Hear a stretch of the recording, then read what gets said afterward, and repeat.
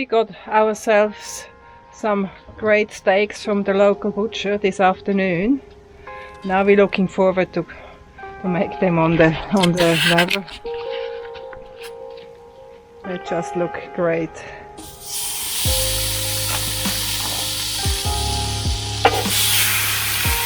I think they're going to be great.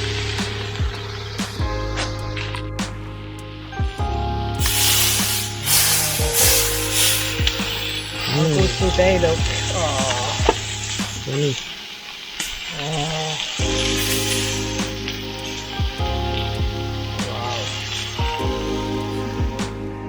Now we are ready for dinner. It looks delicious, so we can't wait. We're hungry. So I made a bean salad to the steak.